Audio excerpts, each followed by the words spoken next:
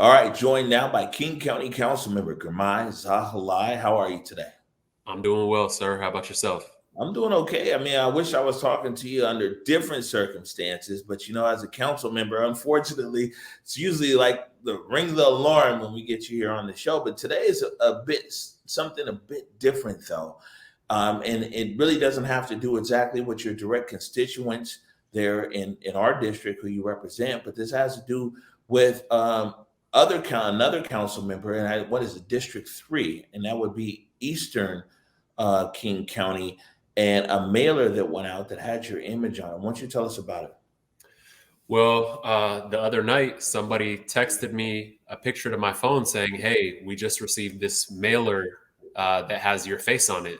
And so I saw it, and it's a picture of me photoshopped wearing a big red bow tie and photoshopped to wearing a pinstripe suit, controlling a candidate named Sarah Perry with puppet strings, and next to it is big red scary letters saying Girmay the socialist is coming to increase crime in your neighborhoods. And I was shocked at first because, first of all, this is a horrible thing to send out to thousands of people. I assumed it was from an independent organization, so I reached out to the council member who is my colleague, who I believed is connected to it, and I said, "Hey, I hope you denounce this. I imagine it's not from your campaign, but you should still not allow something like this to go forward." But then a few hours later, I found out that this flyer was actually directly from her campaign, from my colleague's campaign. I just want everybody watching to imagine what it would be like for you if you're the only Black person working in an office and your white colleague photoshops your face to wearing a big red bow tie, putting scary red font next to your name, and blasting that flyer out to thousands of more conservative voters in the rural and suburban parts of the county. That is just so inappropriate, so crazy. Right. And have you heard anything from her? Like, directly back to you is after this mailer went out? Only because I proactively reached out. She did not proactively reach out to me. I proactively reached out and said, "This is inappropriate. Why are you doing this?" And her response was that she was disappointed that I endorsed her Democratic opponent. But just so you all know, 6 of our Democratic colleagues have endorsed her Democratic opponent, and yet she singles me out. You got to ask yourself why. Why would you single out the only Black council member, put his face on a flyer? Is it to scare lots of people who are receiving that flyer into voting for her? You got to ask yourself that. Right. And I've got the same question, but even kind of a different way. Councilmember Zahilay, is that she put out this flyer. For example, if this flyer came out in your district or in other districts, maybe in Western King County, some of the other districts, man, it wouldn't, that dog wouldn't walk. And I mean, is it as well that she's put out this flyer because a flyer like that is acceptable or even welcome in that particular district? Does this open the door to a bigger conversation? We say it's Martin Luther King County and everything else, but maybe there very well might be parts of our county here that feel differently.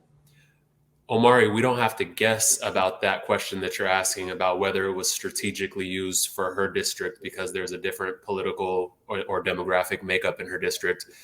For months before this flyer was made, she was poll testing the messaging in her district, saying, "Would you still vote for Sarah Perry if you knew she was associated with Girmay Zahilay, who is this, and that?"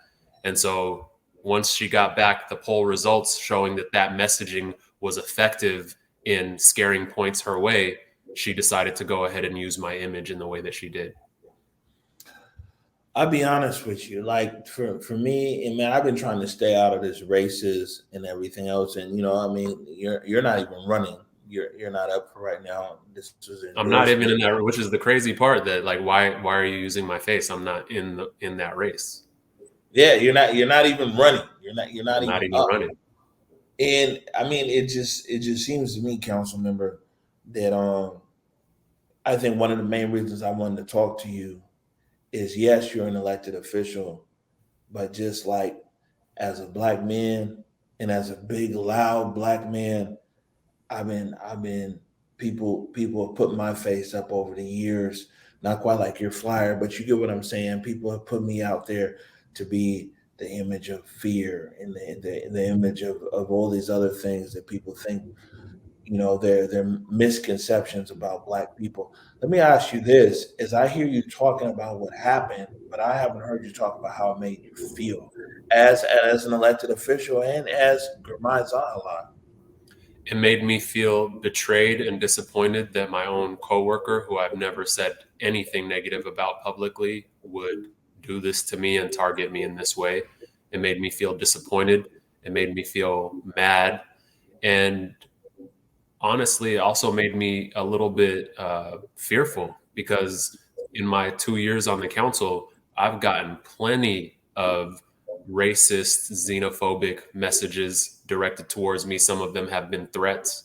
And so for my own coworker to put a visible black person on a flyer and then distribute it out to a bunch of people she knows because of poll testing would have a negative reaction to seeing me, the fact that my own coworker would put me in harm's way like that, that's scary. So I feel a lot of different emotions. I think it was on King 5 that they got her on the phone. And what she said was like, man, it don't really have nothing to do with race because she's been to Africa. And because she's been to Africa and she supports different things over there in Africa, I would assume that to be true, that it has nothing to do with your race. Yeah. The reporter essentially asked her, is it racist to single out your black colleague, Photoshop a red bow tie on him, and send scare mail to thousands of people? And her response was, no, that's preposterous. I do a lot of work in Africa. So if I had something against him because of his color, I wouldn't be doing the work that I do in Africa. So, I mean, this would be a shocking response for anyone else, but she has a pattern of saying things like that. There was an interview a couple months ago that asked her, hey, why did you take this particular vote when it would be harmful to African Americans in your district? What are you doing to help African Americans in your district? And her response was that she feeds 2 children in Africa, was her response to how are you helping African Americans in her district. So this is somebody who does not have a good analysis around race and racism, who uses their charitable work as a cover for their racism. I mean, you have experiences with this too, right? Oh, Yeah, no, I mean, I've shared this on air plenty of times before. That's what you mean. It's like for 2004, so for 17 years, right? Flying from Seattle to Dar es Salaam, Tanzania. And so you go Seattle, Amsterdam, Amsterdam, Dar es Salaam. And it's been more than a few times on the KLM flight from Amsterdam to Dar es Salaam, Tanzania, that white people have been like, yo, they want to be reseated because they don't want to sit next to me. And it's always mind blowing to me because I'm like, yo, you're going to Africa, yo. It's all these black people there. And for me though, I was at the time Klm Flying Blue Platinum Elite, and so they would come and they would be Mr. Salisbury. We apologize for what you're going through here, but it wasn't uncommon to get white people who were going to Africa who refused to sit next to me on the KLM jet. So it's a lot, you know what I'm saying? And when I heard that, that was the first thing I thought of. It was like, man, that's it. I mean, when let me ask you this, Councilmember Zahilay, when do actual politics and ideas and concepts come back into running for office, man? that's the actual worst part of it all is like you want voters to vote for people who inspire them with their ideas, not candidates who rely on cheap scare tactics to get political points. And so that's the main reason why I want to tell the public, vote for Sarah Perry, the opponent, who is a good person, has a solid platform, who I've never personally met, but according to the flyer, I'm controlling this person.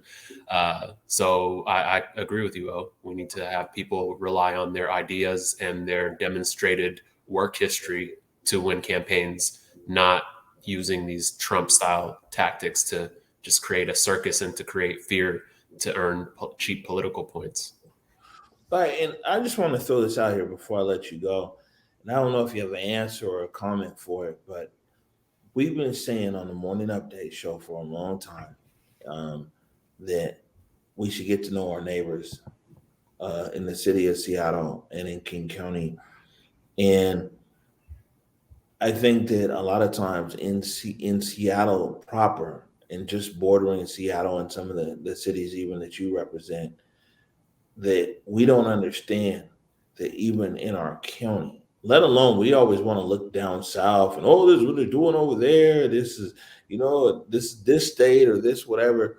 But even our own county is very polarizing as to what's going on and what's out there. And a lot of times here we sit in the Emerald City or in Western King County, and we think that it's representative of even our whole state. And maybe, I don't know, maybe you might be able to speak to the fact that this is a very different, even our small county here was big nationally, 3 million people, but it's not what people think that it all is here just in Seattle. Yeah, absolutely. We're a really diverse county. We have lots of people spanning the full political spectrum, people with all kinds of different life experiences. And we need to focus on bringing us all together, not ignoring our differences, but working together despite our differences to understand each other and together tackling these big problems that our region is facing. And we can't do that if people are trying to divide us, trying to stir up hate, trying to stir up bigotry just for the short-term cheap political points. That trade-off is definitely not worth it, because now you're going to have a whole bunch of people who are going to be afraid of the other. And that's not what we need to solve our problems. We need to come together. All right. King County Councilmember Girmay Zahilay, before I let you go, any other last thoughts? Anything I didn't ask you? Anything you want people to know? Nope, that's it. Thank you so much for your time, Mo.